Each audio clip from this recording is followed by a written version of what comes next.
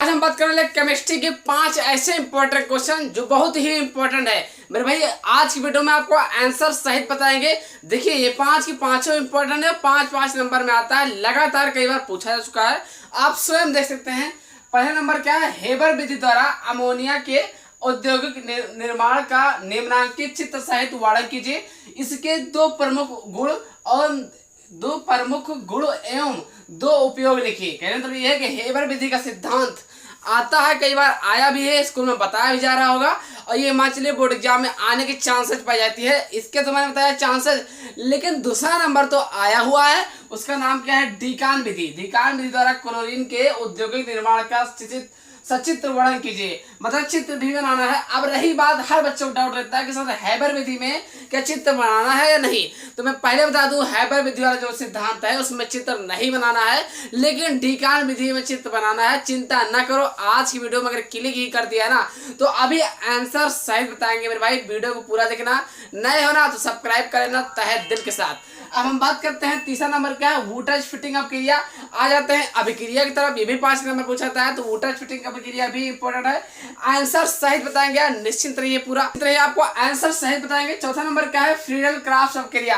Friedel craft अभिक्रिया अभिक्रिया में आ रहा है, अभिक्रिया आपको याद, जैसे अभी आप जो बच्चे पास हो उनसे पूछ सकते हो अभिक्रिया केनिजारो अभिक्रिया, फ्रीडल क्राफ्ट अभिक्रिया, वोल्टेज अभिक्रिया, एल्डोन संघनन अभिक्रिया, है ना, बहुत अभिक्रिया है, लेकिन कुछ ऐसे अभिक्रिया मैं बता रहा हूँ जो ज्यादा जरूरी है। पांचवा नंबर क्या है, केनिजारो अभिक्रिया। मेरे भाई केनिजारो अभिक्रिया बहुत इंपॉर्टेंट है, ये तो अभिक्रिया है लेकिन हैबर विधि का सिद्धांत बहुत इंपॉर्टेंट है, उससे कई गुना ज्यादा है मेरे भाई। डीकान विधि बहुत इंपॉर्टेंट है, लगातार 4-5 बार पूछा जा चुका है मेरे भाई। यकीन मानो आज की वीडियो को अगर क्लिक कर दिया ना तो पूरा देखना, आंसर सहित बताएंगे। ज्यादा लंबा आंसर नहीं रहेगा कि तुम याद करो भूल जाओ, ऐसा नहीं, आसान आंसर में ज्यादा जानकारी मतलब सटीक में आपको बताएंगे मेरे भाई। वीडियो को पूरा देखना अंत तक, आज की वीडियो में आपके लिए बहुत जरूरी है, बहुत ही इंपॉर्टेंट इंटरेस्टिंग होने वाली है। तो चलिए मैं बात कर लेता हूँ, पहला नंबर क्या है, हैबर विधि। मैं पहले बता दे रहा हूँ मेरे भाई, हाथ जोड़ करके ये वीडियो क्लिक किया पूरा देखना। 5-5 नंबर वाले प्रश्न हैं, साफ साफ समझ लो, 5-5 नंबर वाले प्रश्न है। तो मैं बात करने वाला हूँ पहला नंबर। हम बात करते हैं पहले नंबर का, लिखा है, ये लिखा है कि हैबर विधि का सिद्धांत जी था दोस्तों, आपको पता होना चाहिए। 5 नंबर का है, लगातार कई बार पूछा जा चुका है ना। तो इसका आंसर कैसे आपको याद करना है, तो देखिए पहली बात तो ये काफी लंबा है, ये मत सोचना कि ये छोटा सा लिखवा दिया गया है, ये अगर आप कॉपी में लिखते हो तो काफी लंबा होगा, ठीक, लेकिन आसान है। देखिए मैंने कैसे बनाया है, शुद्ध नाइट्रोजन और हाइड्रोजन के 1:3 अनुपात के मिश्रण को गर्म किया जाए तो अमोनिया बनती है या बनता है, ठीक। मैंने क्या बताया, शुद्ध नाइट्रोजन और हाइड्रोजन के 1:3 अनुपात के मिश्रण को गर्म किया जाए तो अमोनिया बनती है या बनती है बनता है, ठीक, वो बात अलग की है ना। यहाँ पर क्या लिखा है दोस्तों, N2+3H2 से आपका क्या हुआ 2NH3, है ना। ये तीर जो लगा है ये ऊपर की ओर गैस बनकर उड़ गया, इसे बोलते हैं अमोनिया, प्लस 23,400 कैलोरी, ठीक, ऐसा आपको कर देना है ना। अब मेन चीज यहाँ देखना क्या लिखा है, यह एक उष्माक्षेपी उत्क्रमणीय अभिक्रिया है और क्रिया के पश्चात आयतन में कमी होती है ना। इसलिए लासातेली के नियमानुसार कम ताप पर और अधिक दाब पर अमोनिया अधिक उत्पन्न होगी।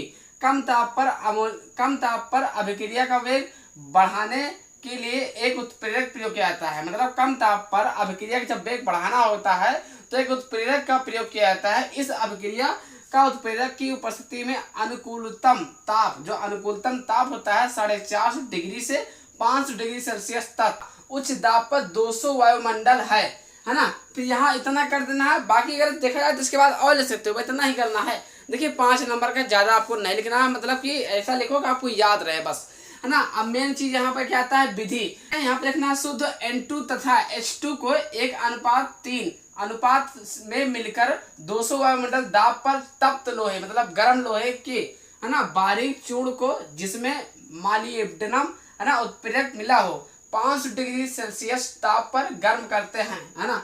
इस विधि में 10 से 15% अमोनिया बनती है। यही तो बोला गया कि अमोनिया कितने % बनती है, तो मेरे भाई 10 से 15% अमोनिया बनती है। ये मैंने आपको विधि बताया। अभी इतना बताने के बाद अभी इसका एक मेन चीज और बात बाकी है, जिसे बोलते हैं रासायनिक गुण, है ना। उसको यहाँ भी हेडिंग डालना होता है कि यहाँ पर जगह नहीं है ना, तो उसको भी बताने जा रहे हैं। उससे पहले करना, देखिए इतना ही याद करना चाहता नहीं, तो उससे पहले करना क्या, आपको स्क्रीनशॉट। तो अब हम बात करते हैं हैबर विधि सिद्धांत का रासायनिक गुण। जैसे दोस्तों मैंने विधि बता दिया, और उसका है ना परिभाषा बता दिया। अब आता थी रासायनिक गुण, देखो तीनों चीज लिखना पड़ेगा, उपयोग भी लिखोगे तब आपको नंबर मिलेगा। 5 नंबर पूरा पूरा मिलता है, कभी कभी 8 नंबर में भी पूछ लिया जाता है। तो 5 नंबर में कई बार पूछा गया है, 8 नंबर में नहीं पूछा गया है, लेकिन चांसेस पाई जाती है। अक्सर मैं तो बताता हूँ 5 नंबर में ही आएगा। अब इसको देखिए, रासायनिक गुण के अंदर एक गुण लिखना है क्षारीय गुण, फिर आंसर का लिखना है यह, ऐसे ही आपको हेडिंग डालना है, रासायनिक गुण अच्छे राइटिंग से यहाँ पर है ना पटरी से, फिर नंबर 1 लेना है क्षारीय गुण, फिर डैश मारना है, यह क्षारीय गैस है तथा लाल लिटमस को नीला कर देती है, यह अम्लों से क्रिया करके लवण बनाती है ना। NH3 प्लस HCl से आपका क्या बना, NH4Cl, चाहे आप रट्टा मान लो चाहे NH3 है ना, 3 एक और H लग गया, NH4 होगा, Cl उठा Cl लगा दिया है ना। अमोनिया क्लोराइड, तो अमोनिया क्लोराइड को बगल नहीं लिखना है, इसके नीचे लिखना है मेरे भाई, हमारे पास जगह नहीं था इसलिए लिखी थी, बगल है ना आपके पास कॉपी में नीचे लिखना है, ठीक। अब 2NH3 प्लस H2SO4, ध्यान देखो NH3 है ना, इसमें H जुड़ेगा तो NH4 का होल ट्वाइस SO4, ठीक। अमोनिया सल्फेट यहाँ नहीं लिखना है, अमोनिया सल्फेट यहाँ लिखना है, ठीक। लिख देते हो, नंबर कटेगा नहीं, लेकिन फुल नंबर लेना है तो इसको जो है ना यहाँ लिखना है, इसके नीचे। अब करने के बाद दूसरा नंबर लिखना है Cl2 के साथ अभिक्रिया, NH3 प्लस 3Cl2 से आपका क्या बना, NCl3 प्लस 3NHCl है ना, नाइट्रोजन ट्राइक्लोराइड, ऐसे लिखना है, नाइट्रोजन ट्राइक्लोराइड है ना। फिर उपयोग के अंतर्गत केवल 2 उपयोग लिखना है, यही तो पूछा गया क्वेश्चन ना, क्वेश्चन देखो जरा, 2 उपयोग लिखिए, 2 है ना रासायनिक गुण लिखिए, 2 विधि लिखिए, तो 2 ही तो लिखना है, ऐसा नहीं। उपयोग में आपको 2 लिखना है, नंबर सहला उपयोग लिखना है, जो सरल सरल रहा है ना उसको उपयोग का याद क्या करो है ना, चाहे जो चीज हो सरल चेहरा याद करा करो है ना। पहला नंबर क्या है, प्रयोगशाला में अभिकर्मक के रूप में। दूसरा नंबर क्या है, बर्फ बनाने तथा कोल्ड स्टोरेज में प्रशीतक के रूप में। कोल्ड स्टोरेज वही जो है ना कोल्ड ड्रिंक की, तो वही का है ये कोल्ड स्टोरेज है ना, रासायनिक भाषा है नाम इसका। भाई मैंने क्या बोला, ऐसे ही आपको लिखना है, ये आसान है। अगर आप क्वेश्चन बैंक या आप मान लिया आपके स्कूल में लिखवाया जाता है तो काफी लंबा खर्रा बनेगा, आप दिमाग पच्ची रहेगा, तो कहने तो ये आसान विधि मेरे भाई। ऐसे वीडियो पाने के लिए ना चैनल को सब्सक्राइब कर लेना है। चलिए बात कर लेते हैं इसको स्क्रीनशॉट। तो मेरे भाई स्क्रीनशॉट कर करके अच्छे से नोट करना है राइटिंग के साथ है ना। तो स्क्रीनशॉट स्क्रीनशॉट ले लिया होगा। इससे भी कई गुना इंपॉर्टेंट वाले बात करने वाला हूं जिसका नाम है डीकान विधि। तो मेरे भाई उसको जरूर देख लेना। तो बात करता हूं दूसरा नंबर, बात करते हैं दूसरा नंबर क्या है, डीकान विधि। मेरे भाई पूरा ध्यान देखना, क्या लिखा है, डीकान विधि या HCl से क्लोरीन के निर्माण की विधि। जैसे दोस्तों ये 5 नंबर पूछाता है, मैं पहले बता देता हूँ दोस्तों कि हैबर विधि जो पहले नंबर था, हैबर विधि में आपको चित्र नहीं बनाना है ना। इस साल आपको जो पेपर आएगा उसमें चित्र बनाना नहीं है मेरे भाई है ना। लेकिन अब डीकान विधि जो है, डीकान विधि में आपको चित्र बनाना है। मैं इसलिए नहीं बना पाया कि दोस्तों यहाँ पे जगह नहीं है, पहली बात। दूसरी बात काफी दिक्कत हो रही है, मैं इसलिए नहीं बना पा रहा हूँ। हम स्क्रीन पर लगा दिया है पिक उसका, जो लीजिए आप बगल में आपको दिख रहा है, आप उसी तरीके से आपको दोस्तों बना लेना है मेरे भाई। मैंने क्या बोला, हैबर विधि में आपको चित्र नहीं बनाना है, ये बात पक्की 2024 में भी आया था तो चित्र नहीं बनाया जाता था। हाँ प्रैक्टिकल में बनाना है, जैसे प्रैक्टिकल होगा ना तो वहां बात अलग कि एग्जाम में नहीं बनाना है, केवल डीकान विधि बनाना। ठीक, तो मैं कहना समझ गया ना, डाउट क्लियर। बाकी दिक्कत हो ना कमेंट कर दो यार। फिर क्या लिखा, आप देखो इसको कैसे लिखना है। इस विधि में HCl का ऑक्सीकरण क्यूप्रस क्लोराइड उत्प्रेरक की उपस्थिति में वायु की ऑक्सीजन द्वारा किया जाता है। 4HCl प्लस O2 COCl2 की उपस्थिति में 2H2O प्लस 2Cl2, ये ऊपर जो तीर लगा है ये उड़ गया गैस की तरह। ठीक, उत्प्रेरक कक्ष में झामा लिखा, झामा पत्थर क्यूप्रस क्लोराइड विलयन में भिगो कर रख देते हैं तथा ताप 450 डिग्री सेल्सियस कर देते हैं। HCl तथा वायु की मिश्रण 4:1 के अनुपात में लेकर उत्प्रेरक कक्ष में प्रभावित किया जाता है, यह क्लोरीन बनती है। ठीक, क्रियाएं लिखना आपको, 2 क्रियाएं, ज्यादा नहीं। 2 क्रियाएं के बाद अभी गुण बता रहे हैं, रासायनिक गुण, इसमें भी उपयोग भी है ना। तो सब जगह नहीं है तो पहले इतना देखो। क्रिया नंबर 1 क्या है, यह सोडियम आर्सेनाइड को सोडियम आर्सेनेट में ऑक्सीकृत कर देता है।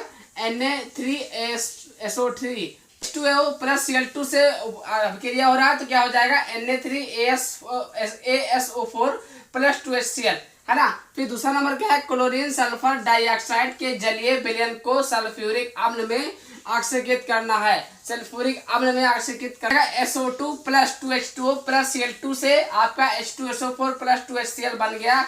मैंने अभी 2 क्रियाएं बाकी बताया है, अभी रासायनिक गुण उपयोग बाकी है। मैंने बार बार बोला कि हैबर विधि में आपको चित्र नहीं बनाना है, लेकिन डीकान विधि में चित्र जरूर बनाना है। मैं चित्र नहीं बना पाया किस लिए, क्योंकि जगह नहीं है, बाकी कई प्रॉब्लम है ना। तो मेरे भाई चित्र मैंने लगा दिया है स्क्रीन पर, आप देख सकते हो, इसके लिए क्षमा जाते हैं ना बनाने की वजह से। ठीक, तो मेरा कहना समझ गया ना। अभी इसका और बाकी है, तो इतना स्क्रीनशॉट जैसे दोस्तों मैंने क्रियाएं बता दिया, अब हम बात करते हैं आक्सीय कारक गुण, है ना। फिर अब करना क्या है, यह H2S को सल्फर में ऑक्सीकृत कर देती है, H2S प्लस Cl2 से 2HCl प्लस S नीचे की ओर कर देना है एरो बस, ठीक। फिर करना क्या है, NH3 की इससे अभिक्रिया, NH3 प्लस 3Cl2 से NCl3 प्लस 3HCl ऐसे कर देना है भाई। फिर लिखना है क्लोरीन के उपयोग, मैंने क्या बोला, दो उपयोग, दो अभिक्रियाएं, दो कारक, दो दो मतलब गुण, दो लिखना जाता नहीं, मतलब ज्यादा लंबा नहीं करना है ना, ऐसा याद करो थोड़ा हो और काफी लंबा समय तक याद रहे। क्या करना है, नंबर 1 क्लोरीन गैस के उपयोग में फास्फीन, आंसू गैस, मास्टर गैस आदि विषैली गैसों का निर्माण किया जाता है। आंसू गैस क्या होता है मेरे भाई, ये भीड़ भाड़ में छुड़ाता है, मतलब बहुत रेयर कंडीशन में, है ना। इसमें आंसू पानी जो है बहने लगते हैं, बहुत जहरीली गैस होती है आंखों के लिए, ठीक। दूसरा नंबर क्या है, बरसात के दिनों में पानी को जीवाणु रहित करने के लिए क्लोरीन का उपयोग किया जाता है या उपयोग लाया जाता है। मतलब जब बरसात होती है तो वहाँ कीटाणुओं को जीवाणु रहित करने के लिए, है ना, क्लोरीन का प्रयोग किया जाता है ताकि वो जीवित रहें, है ना। ठीक, तो जैसा दोस्तों मैंने आपको हैबर विधि बता दिया और डी-कार्बन विधि बता दिया, बस इतना ही करना है, बाकी कुछ नहीं करना है यार। मैंने क्या बोला, आसान बताया। देखो आपको मिल तो जाएगा किताब में भी, क्वेश्चन बैंक में भी, आपको स्कूल में भी बता दी जाएगा, लेकिन आसान नहीं मिलेगा। ये आसान था दोस्तों, अगर पसंद आ रही है ना तो वीडियो को लाइक कर देना। अब हम बात करते हैं 3 महत्वपूर्ण अपक्रियाएं, तो बात करते हैं तीसरा नंबर। हम बात करते हैं तीसरा नंबर क्या है, वुटज फिटिंग अपक्रिया। अपक्रिया दोस्तों जैसा कि ये इंपॉर्टेंट है यार, तीनों की तीनों अपक्रिया। तो क्या लिखा है, वुटज फिटिंग अपक्रिया। तीसरा नंबर है क्लोरोबेंजीन की अपक्रिया मेथिल क्लोराइड तथा सोडियम के साथ ईथर की उपस्थिति में कराने पर टॉलुइन प्राप्त होता है। इस अपक्रिया को वुटज फिटिंग अपक्रिया कहते हैं। मेरे भाई 2 से 3 बार अगर आप देखते हो, लिखते हो, खुद ही याद हो जाएगा। तुम खुद मेरा नाम लोगे यार, तिवारी सर ने क्या बताया था। बस केवल 1-2-3 बार आपको याद करना है। देखिए भाई, करत करत अभ्यास जड़मत हो सुजान, रसरी यावत याद सिल पर निशान। आपको पता होगा यार, है ना, मेहनत करने से, बार बार प्रैक्टिस करने से खुद छप जाता है दिमाग में, ठीक। तो मेरे भाई ये क्या है, क्लोरोबेंजीन है। बेंजीन ये है, ये क्लोरोबेंजीन है, ठीक। बेंजीन हमेशा ऐसे बनती है खड़ा टाइम में, ठीक। ये क्या है, लेटे हुए टाइम में। ये क्लोरोबेंजीन से Cl plus 2Na plus ClCH3 था, तो ClCH3 कहा जाता है मेथिल क्लोराइड। लेकिन यहाँ हमने कट मार करके पूरा क्या बना दिया, ये जो लाइनिंग मारा है इसको मिला करके 2NaCl आखिर में बन गया, ठीक। अब किसके उपस्थिति में, ईथर की उपस्थिति में। ये सारी चीज जो इसमें लिखा है ना, ये इसमें से मैच कर रहा है, देख लीजिए, है ना। क्लोरोबेंजीन की अपक्रिया, क्लोरोबेंजीन की अपक्रिया मेथिल क्लोराइड तथा सोडियम के साथ ईथर की उपस्थिति में कराने पर टॉलुइन प्राप्त होता है। इस अपक्रिया को वुटज फिटिंग अपक्रिया कहते हैं। परिभाषा लिखा है उससे ये पूरा रासायनिक अपक्रिया मैच करता है। मैं बार बार कहता हूँ, अपक्रिया अगर गलत है तो चल जाएगा, लेकिन ये चीज ना गलत होना चाहिए। केमिस्ट्री में नियम है, अगर आप अपक्रिया जो परिभाषा लिखते हो गलत है तो मान लो चलो नहीं ध्यान देगा, लेकिन जो टीचर होता है, जो टीचर केमिस्ट्री को होता है, सबसे पहले अपक्रिया बता देता है कि कैसा बंदा रिएक्शन किया है। तो मेरे भाई ज्यादा से ज्यादा इस वीडियो को ध्यान से देखा करो और स्क्रीनशॉट ले लिया करो। बाकी कोई दिक्कत होना है तो कमेंट करो, मैं आपका अपना भाई, आप मेरे साथ, हम आपके साथ, ठीक। तो मेरे भाई करना क्या, स्क्रीनशॉट। अब हम बात करते हैं चौथा नंबर क्या है, फ्रीडल क्राफ्ट अपक्रिया। जी हाँ दोस्तों, क्या नाम है, फ्रीडल क्राफ्ट अपक्रिया भी इंपॉर्टेंट है मेरे भाई। तो याद कैसे करना है, जब किसी एरोमेटिक कंपाउंड को या किसी बेंजीन में मेथिल क्लोराइड के साथ निर्जल AlCl3 की उपस्थिति में गर्म करते हैं तो टॉलुइन बनता है। इसे हम फ्रीडल क्राफ्ट अपक्रिया कहते हैं। ये रहा दोस्तों आपका एरोमेटिक बेंजीन का नाम क्या है, एरोमेटिक बेंजीन प्लस CH3 से Cl निर्जल AlCl3 की उपस्थिति में मेथिल क्लोराइड, है ना। जो भी आपका ऐसे लिखा है बकायदा ऐसे ही आपको बनाया गया प्लस ये टॉलुइन है, ठीक। कहने मतलब ये है, अगर आपके स्कूल में कुछ दूसरे तरीके से बताया जा रहा है फ्रेंड का अपक्रिया तो वो भी सही बता रहे हैं टीचर, नहीं तो है ना आपस में बहस कर लो। मेरा एक आपसे एक बात कहना जो जरूरी था, क्योंकि मैं जो बता रहा हूँ टॉलुइन के ऊपर बता रहा हूँ, हो सकता है वो किसी दूसरे अपक्रिया को पता है। भाई केमिस्ट्री है, कोई भी चीज़ दवा बनती है तो नाना प्रकार से, कई भी प्रकार से जड़ी बूटियाँ से बनती है। तो ये नहीं हुआ कि नहीं एक ही जड़ी बूटी बनेगा, यहाँ पर कोई दूसरा प्रयोग किया जा सकता है, ठीक। मतलब ये है कि मैं जो बता रहा हूँ ये दूसरे तरीके से है, ठीक। ये आसान है और एग्जाम बोर्ड में आप लिख सकते हो तब भी चल जाएगा, चाहे जहाँ लिखो सही। ये भी है, सही आपके टीचर भी बताएंगे, लेकिन फर्क इतना होगा, डिफरेंस रहेगा, तुमको दिखेगा काफ़ी दूरी डिफरेंस, क्योंकि वो कभी काफ़ी लंबा लिखवा देंगे स्कूल में भाई, जो होता नहीं ज़्यादा समझाने चक्कर में काफ़ी लंबा लिखवा दिया जाता है। तो कहना मतलब ये है कि वो भी सही है, ये भी सही है, आपको जो अच्छा लगेगा याद कर लेना, लेकिन ये आपको आसान होगा, है ना। तो मेरे भाई करना क्या है, स्क्रीनशॉट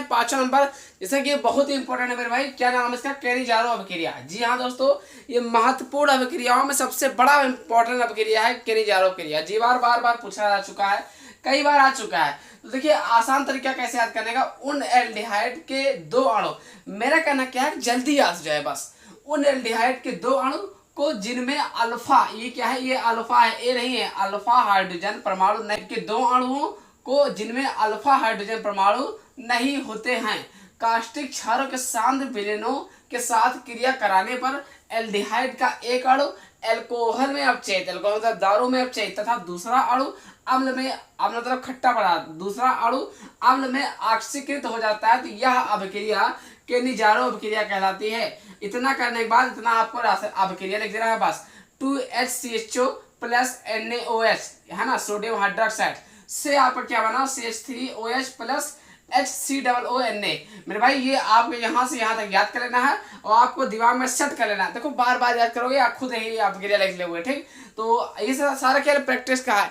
तो मेरा कहना क्या है, ये जो आप देख रहे हो ना इंपॉर्टेंट है। अब रही बात क्या स्क्रीनशॉट, मैं बार बार बोलता हूँ कि ऐसे इंपॉर्टेंट वीडियो पाने रहने के लिए फिजिक्स केमिस्ट्री पर चैनल को सब्सक्राइब जरूर कर लो मेरे भाई, ठीक। क्या है ना, तो करना क्या है स्क्रीनशॉट, आपको देखो करना क्या है, ये इसी क्वेश्चन को 3 से 4 बार, हो सके 5 बार 3 बार तो याद ही करना होगा, वो खुद आपके दिमाग में सेट हो जाएगा, ठीक। तो मेरा कहना समझ गए, आशा करते हैं हम वीडियो देख करके समझ गए तो प्लीज लाइक करके चैनल को सब्सक्राइब कर देना। कल मिलते हैं शाम 6 बजे, कल की अपनी वीडियो की तुम्हारे मुताबिक। अगर कोई दिक्कत हो तो कमेंट कर देना। तब तक के लिए जय हिंद जय भारत।